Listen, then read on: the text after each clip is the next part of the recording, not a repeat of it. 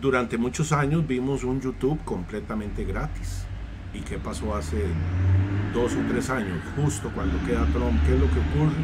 Aparecen los anuncios. Antes había unos anuncios, una cosa liviana, se encontraba uno, una cosita por aquí, otra, pero ahora No te dejan ver no, nada. no puede uno ver nada si no se traga 60 anuncios. Me recuerda a los 80, a los 90, uno tratando de ver televisión y a cada rato le meten todavía ese montón de anuncios. Bueno, si se usa Brave, se bloquean Exacto. los anuncios de YouTube. Exacto. Hay que usar Brave y además Brave le paga a uno con una Con cripto BAT. que se llama BAT. Que me encanta. Genial. ¿Qué Pero es lo que después- ocurrió entonces? ¿Qué pasó hace 3 años? Como el modelo dejó de funcionar. Mire, nada es gratis. No. No hay almuerzo gratis. El que diga eso está mintiendo o se engaña a sí mismo. Nada puede ser gratis. Si las cosas fueran gratis, no tendríamos que trabajar. Y resulta que tenemos que trabajar. El modelo gratis ahora se sospecha que estuvo, el modelo gratis de Google y el de muchos otros más, se sospecha que estuvo apalancado por otras vías que no son exactamente el libre mercado. No quiero profundizar en este tema porque entonces podría generar una controversia que la verdad es que ya en pocas semanas el mundo se va a enterar de lo que realmente ha venido pasando de una forma espeluznante. Y aquí ya estamos entrando en el terreno de QAnon, estamos entrando en la interminable secuencia de eventos nefastos que lleva a la humanidad desde hace otra vez más o menos 1 año y medio, 2, que inicia con atentados de muertes masivas, de asesinos seriales operando en diferentes puntos. Después se incrementa con el incendio de la iglesia de Notre Dame, se traslada. También hubo en el Amazonas, en Australia. Se traslada, el mismo incendio crece y toca el Amazonas, cruza los océanos y llega a Australia, y después aparece una pandemia.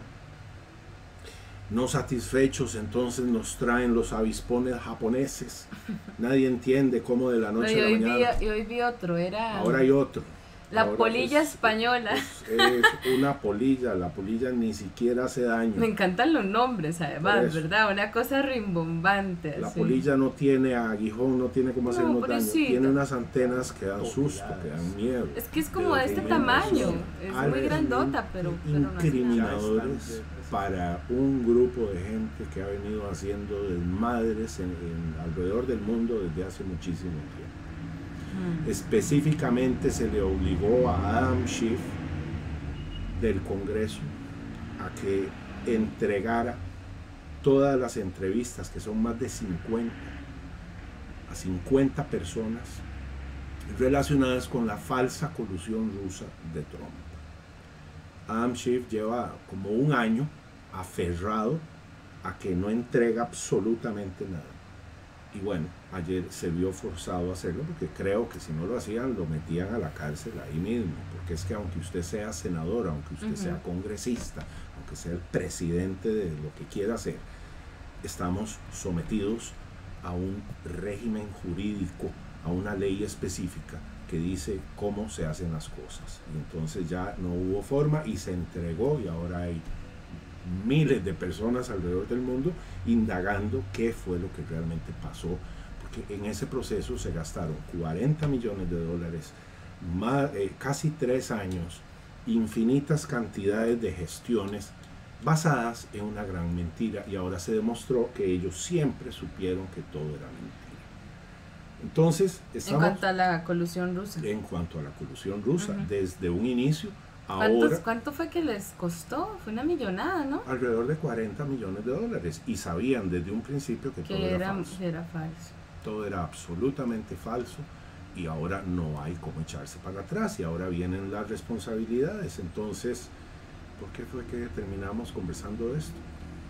Porque pronto se va a saber los manejos que ha habido. Sí, que para qué me voy a poner a dar detalles. O sea, que se desclasificó mucha información ahora. Ya está. Que esa ya la publicamos en Martín Valores, ¿no? En Martín Valores Inmobiliaria en Facebook estamos publicando constantemente todo lo que está ocurriendo de relevancia a nivel geoestratégico. Yo cada vez que hablamos de estas cosas, bueno, ya con el tiempo pues el efecto es más manejable, pero uno termina enfermo. O sea, estar hablando de cómo han manejado la economía, de cómo manejan la salud de las personas, y el meollo de todo el asunto es la centralización, es la maldita centralización, porque al pasar todo por unas manos, quedamos literal, y vuelvo sobre ese punto porque nos mandan a pelear como sociedad sobre ideologías, sobre posturas, sobre colores, sobre género, o sea, todos los temas válidos que ha tenido la humanidad los han sacado de contexto, los cooptan desde ONGs o desde el mismo gobierno, el que sea, ya yo hablo de gobierno como institución, ¿verdad? Como Estado, los agarran, los sacan de contexto, con dinero nacido del aire manipulan la lucha desde los frentes que haga falta, porque a ver, a nadie le está costando, a todos nos cuesta, pero a ellos no les cuesta imprimirlo, y entonces nos ponen a matarnos literalmente entre nosotros por falsas, o sea, es la falacia del falso dilema, ¿verdad? Yo te presento a vos dos opciones posibles y te pongo a escoger entre esas dos opciones, asumiendo o te hago asumir que son las únicas dos opciones posibles, la izquierda, la derecha, los demócratas, los republicanos, como sea, liberación, la unidad en Costa Rica durante muchos años. En todos los países funciona igual, nos hacen creer que elegimos entre dos opciones que ya están prediseñadas por ellos, pero no nos dejan ver, porque no nos educan cómo funciona el dinero, no nos dejan ver que ese no es el verdadero problema, que no importa que nos sigamos peleando, digamos, por esas distracciones. El tema está en cómo se hace el dinero que mueve el mundo y en manos de quién se hace. Entonces, cuando yo descubro el Bitcoin, lo primero que me hizo como frenar en seco es cuando me doy cuenta que no hay nadie detrás. O sea, el algoritmo en sí mismo, al ser abierto y público, no requiere de un dueño porque no necesita la centralización, y lo que lo hace funcionar mejor precisamente es que está descentralizado. Por decirlo de otra forma, cada persona que participa en la cadena de bloques es a su vez dueño de la cadena y sirve a la cadena misma. Estamos hablando que ya no vamos a tener relaciones de tipo jerárquico en la sociedad, porque dígame usted, ¿a cuenta de qué? Yo le voy a hacer caso al que sea, si no es porque me paga un salario. Exacto. Y si de pronto yo puedo imprimir mi dinero, generar mi dinero, porque voy a tener un jefe. Me dedico a lo que a mí me gusta, hago para lo que soy realmente buena, vendo servicios e intercambio servicios con otros. O sea, pasamos de relaciones laborales a relaciones comerciales. Exacto. ¿Cómo va a ser la gente que no puede trabajar y todo? Bueno, les aseguro que les va a alcanzar más el dinero con solo que no haya un Estado gigantesco chupándole todos los impuestos y además devaluándole cada día más el dinero, que a los que afectas a la gente más pobre, porque es la que le cuesta más trabajar por el dinero que cada vez vale menos. Y sí puede y sí debe haber un Estado. Cualquiera con tres dedos de frente comprende que el Estado es necesario para que se realicen funciones que son pocas, pero muy importantes, que mejor que no generen ganancias, como por ejemplo registrarse y tener una identidad en un país X. Que ya se puede hacer con el blockchain. Exacto. Eso es importante, que caiga en manos neutrales, que sean pagadas con fondos públicos, la iluminación de las calles, la recolección de la basura, el tratamiento, el sistema judicial, etcétera. Hay dos o tres temas que son por los que el Estado existe. Y que son la organización normal, o sea, naturalmente se elegían ciertas personas con ciertas características o ciertas facilidades de negociación, porque básicamente ser político en el sentido decente y correcto de la palabra es casi que un mediador, es alguien que logra interpretar el sentimiento del pueblo y lo traduce en hechos. Exacto. Que benefician al pueblo, ¿verdad? Entonces, tener esa capacidad de interpretar y mediar no se va a desaparecer porque no haya dinero, al contrario, vamos a poder ver a la gente con vocación real, porque ya no va a haber un contenido económico donde se pueden enriquecer de la nada, sino que exacto, la gente que de verdad, naturalmente, pueda generar esas conexiones, van a seguir siendo políticos, pero ahora sí con vocación, y ahora incluso, como alguna vez lo hemos dicho hasta en broma, cuidado, y van a tener que pagar por tener esos puestos ellos mismos. El político del futuro, en el modelo de la descentralización, que es inexorable, ya esto no lo detiene nadie, va a ser un individuo que paga un canon para que se le permita trabajar para el Estado, porque trabajar para el Estado va a significar finalmente dignidad, va a significar que ese individuo es brillante, porque logró llegar a trabajar para el Estado, y debido a eso, fuera de su horario, va a tener infinitos contratos. Es más, no va a renunciar a su trabajo para el Estado por muchos contratos privados que tenga, porque es esa condición de trabajador del Estado el que le va a seguir dando el prestigio, ergo los siguientes clientes del ejercicio privado. Esa dedicación exclusiva, sí, ese montón de privilegios desaparecen. Ahora bien, hay que entender algo. El ser humano normal, el individuo en esta sociedad, usted le habla de la descentralización y le puede provocar náuseas. Sí. Por una sencilla razón, como humanidad llevamos mucho más de 5.000 años desarrollándonos en un ambiente de centralización. Es la centralización la que nos condujo de las cavernas a la polis, a la democracia. Bueno, yo ahí no estoy del todo de acuerdo, porque yo creo que hubo sociedades mucho más exitosas, descentralizadas, más pequeñas. Claro. Hoy la historia no las registra. No, jamás, no les sirve. No las contiene porque no les servía, porque cualquier forma anticentralizada resta poder a las élites. Si vos hablas del discurso oficial, nos han metido que que siempre fue así y esa fue la única forma. Exacto. La arqueología ya está empezando a cambiar esos conceptos, aunque igual los arqueólogos que se han atrevido a contradecir ese discurso, pues también han tenido muchísimos problemas, ¿verdad? Claro.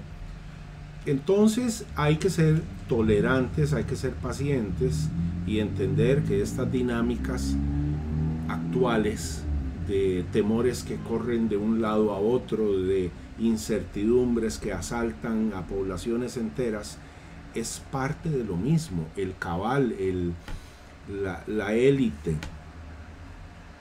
en poder hace muchísimo tiempo está dando una guerra a muerte contra la descentralización, contra los cambios que ésta produce, y eso está ocurriendo en las formas extrañas que estamos viendo. Y para cerrar con broche de oro, la población no está entendiendo absolutamente nada porque no carece de las herramientas para entender nuevos paradigmas, y eso es lo que tenemos que considerar cuando intentamos ayudar a nuestros clientes en el nuevo modelo de negocios antifrágil. Venimos saliendo de una época en que lo enorme, lo megatónico, lo inhumano era redituable, debido a todo lo que hemos venido hablando de la creación de dinero nacido del aire y todo lo demás. A raíz de que la realidad tarde o temprano sobrescribe la fantasía y el mercado se sacude y corrige, y está corrigiendo en estos momentos, es debido a ese golpe que entonces la sociedad se ve desnuda de sus sueños, de sus fantasías, y aterriza contra un concepto terrible que se llama el hambre. Estamos a las puertas de una hambruna generalizada por diversas razones. Y es en ese punto en el que podemos, a partir de esa realidad, empezar a ver una toma de conciencia colectiva, paulatina, gradual. Lo malo, que pasa es que va a ser a la brava lo para malo la es eso, mayoría. eso es lo que iba a decir. Se convirtió en algo súbito, fue una, a mi juicio, estrategia brillante del grupo de los malos, por decirles un término que no nos censuren, ¿verdad?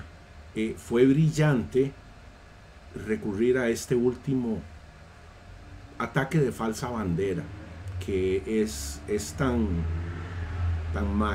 malignamente concebido, que permea dentro de la psique de la colectividad, dentro del imaginario social, a través de un miedo desgarrador y una aceptación, por tanto, de lo que viene. Es que uno ve el escenario y lo que se entiende es que la misma centralización provoca personas y sociedades profundamente infantilizadas, profundamente dependientes, que no pueden tomar decisiones, que tampoco tienen madurez emocional porque no se enfrentan a la realidad de la vida, ni siquiera vemos la realidad de la economía, los precios de las cosas no son reales, ¿verdad? O sea, vivimos en un mundo de fantasía que no nos deja madurar, no nos deja crecer, no nos deja asumirnos como persona, no nos deja ni siquiera conocernos, porque ¿para qué? Si todo está resuelto, todo viene dado, hasta el dinero lo imprimen. O sea, ¿qué es esta maravilla, no? O sea, no existiría la estafa sin gente que se deja ser estafada. En algún punto, y eso no lo podemos negar, el sistema no fue voluntario, o sea, el sistema se impuso por la fuerza, murió muchísima gente, tuvieron que devaluar la plata incluso porque la gente se resistía a usar los billetes y seguía usando la plata. O sea, ahí la implantación fue por la brava, eso sí. Pero después las siguientes generaciones, que aunque por más difícil que fuera, no hicimos el por dónde, ir a ver los datos, ir a buscar, escarbar la historia, ver que hay cosas que no calzan. O sea, no es nuestra culpa haber nacido en este sistema, pero sí es nuestra culpa si no lo cambiamos y lo prolongamos, ¿verdad? Y la aceptación de la madurez que necesitamos, dejar de estar ya llorando, quejándonos de que tuvimos un muy mal papá Estado, que no hace más que robarnos y cuántos años llevamos esperando que cambie.